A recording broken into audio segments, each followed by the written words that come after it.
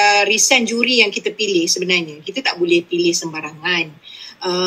Kebanyakan juri-juri muda ni semua prolific. Semua juri-juri yang ada terlibat dengan ada kaitan dengan semua lagu-lagu yang bertanding sebenarnya. Anda bersama saya, Cik Taha. Ini adalah sidang media AJL 35.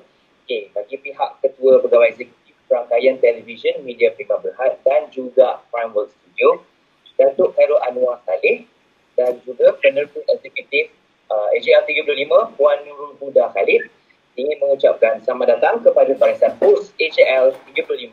Awal Asyari, Sherry Al-Hadad, Haziq Husni dan Siti Iman dan juga Syuk Taha. Semua mereka ada dengan kita hari ini. Jadi first question saya nak tanya pada Kak Uda. Sebabnya dalam interview Nana Mazan dekat dalam Facebook dan YouTube TV3 tadi kan, Nana ada sebut tentang lokasi AJL 35. Tapi ia bukan macam Kak Uda cakap waktu saya final music meeting dulu, Kak Uda kata di Axiata Arena. Jadi betul ke AJL 35 ni dah bertukar lokasi penganjurannya? Di mana dan mengapa? Betul, kabar angin tu dah betul dah sebenarnya. Kita akan bersiaran dari Auditorium MBSA Shah Alam pada 7 hari bulan Februari 2021. Dah menjawab. Kenapa? Sebabnya kita tahun ni tak ada penonton. Memang penonton tak dibenarkan untuk datang seperti mana macam biasalah memang selama MCO ni kita memang tak boleh ada penonton untuk sebarang rakaman ataupun siaran langsung di TV3. So dari segi lokasi tu, because tak ada penonton, ia lebih compact, lebih sesuai lah untuk kita jalankan di situ. Ada lagi soalan yang berkenaan pasal tu? Dia macam mana pun, dia sebenarnya walaupun tempat kecil ke, compact ke, macam mana pun, kita tetap akan menyajikan juga persembahan daripada finalis dan juga kita punya opening dan juga interlude yang menarik dan meriah. Masih akan tetap menyajikan yang begitu juga walaupun tempat kecil. Kalau berkaitan dengan tempat kecil juga kan, selalu orang kata yelah sebab kita punya bilangan kru yang tak ramai dan juga kalau dengan dance dan performer apa semua makin ramai. Tak ke macam kalau tempat yang kecil tu sebenarnya macam lagi susah untuk menjalankan? Di MBSA masih ada tempat ataupun bilik-bilik yang mencukupi. Kita ada dewan banquet di bawah tu untuk semua artis standby, bukannya kita kumpulkan satu tempat sekali. Saya percaya juga artis ada juga orang kata dah booking bilik di area, di hotel-hotel di area di situ yang agak berdekatan. So saya rasa tak ada masalah untuk kita menjaga ataupun SOP yang ditetapkan oleh kerajaan tu, insyaAllah. Mungkin saya boleh tambah sikit. Kerjasama dengan MBSA dan perbincangan dengan MBSA dah jalan panjang ataupun kita dah banyak buat production dengan MBSA dan terutamanya dalam keadaan ini seperti ini di mana keadaan COVID-19 ni semakin agak meruncing. Jadi tentang SOP, tentang bagaimana kita nak mengawal kesihatan dan penyelenggaraannya kerjasama dengan BSA telah berjalan dengan baik sekali dan kontak kita dengan MKN melalui MBSA juga dia menjanjikan supaya kita dapat menjalankan sebuah produksi yang kita mahukan. Walaupun tempat itu tak sebesar Axiata, tapi tidaklah bermakna MBSA kecil dan tidak bermakna juga yang persembahan AJL tahun ini kecil. Kerana kalau kita lihat venue MBSA ini memang venue yang biasa dibuat untuk show-show besar di Malaysia. Dan kali ini kerana kita yang pertama yang akan menggunakan dewan ini selepas direnovasi dan kita ada peluang untuk menggunakan sebaik mungkin ruang di bawah itu untuk membuat set sebesar mungkin. Itu janji kami kepada penonton. Okey, konsep kalau ikutkan kita punya temanya, objektif AJL kali ini, kita lebih orang kata fokus kepada nak menaikkan semangat rakyat Malaysia sejak berlakunya pandemik dan juga yang banjir baru-baru ni. So rentetan daripada tu kita tercetus juga idea sebenarnya untuk mengadakan ataupun kita dah buat pun satu lagu, bukan lagu tema lah, tapi lagu yang ada berkaitan dengan suasana sekarang dan juga ianya akan bekerjasama dengan AJL ni sekali. Maksudnya lagu yang kita dah buat tu akan dipersembahkan semula di dalam di dalam kita punya persembahan pembukaan. Satulah opening kita lah. Selain daripada 12 lagu yang akan bertanding lah pada tahun ini. Dia walaupun orang kata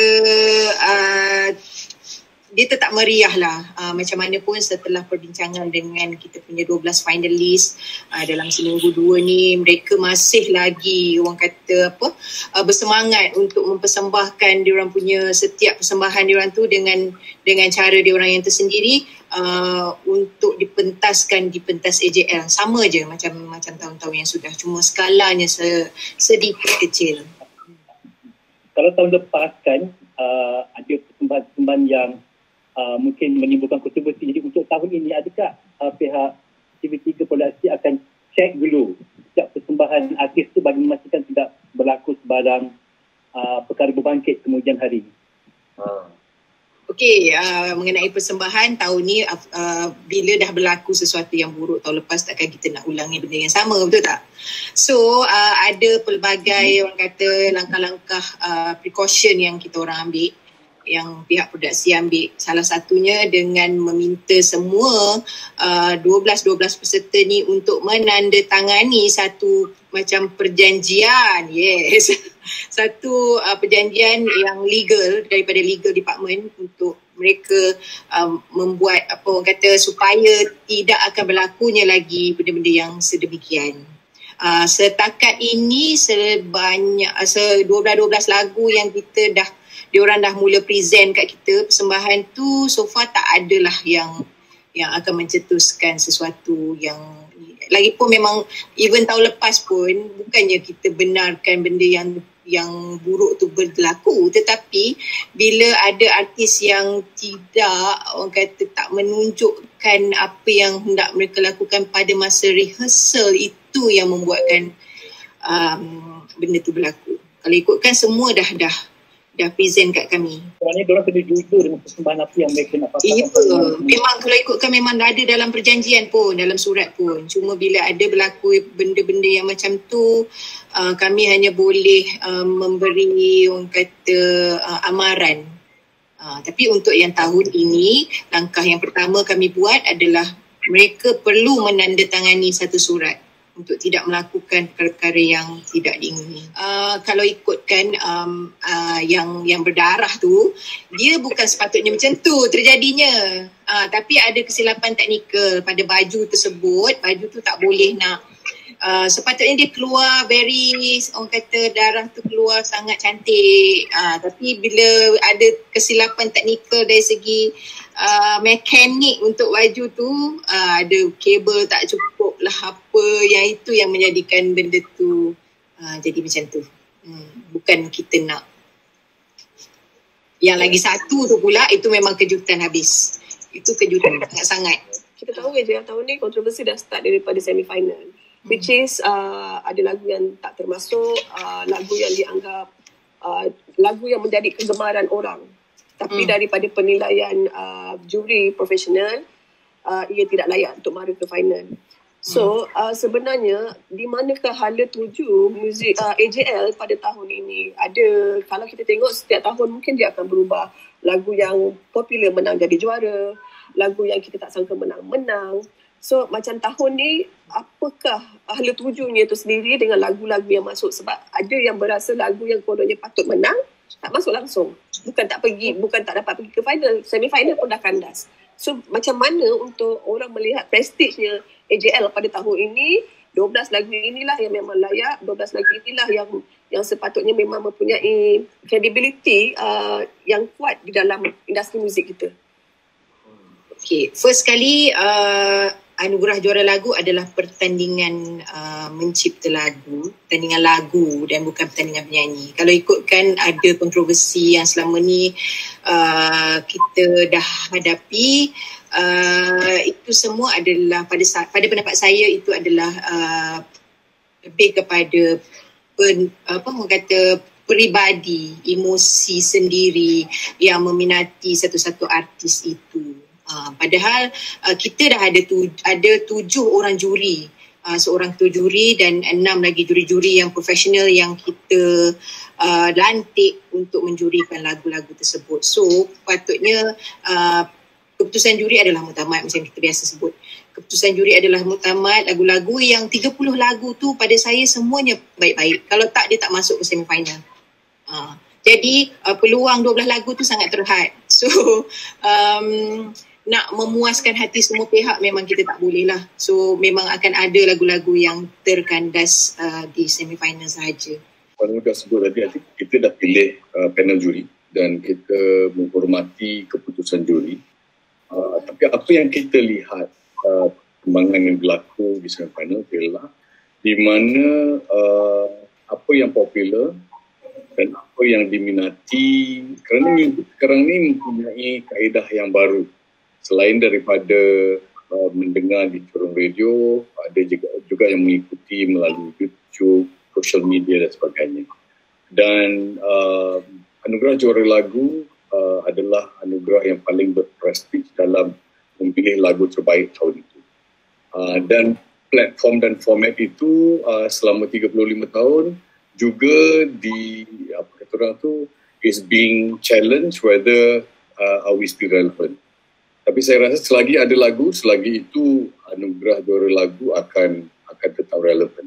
Cuma apa yang kita perlu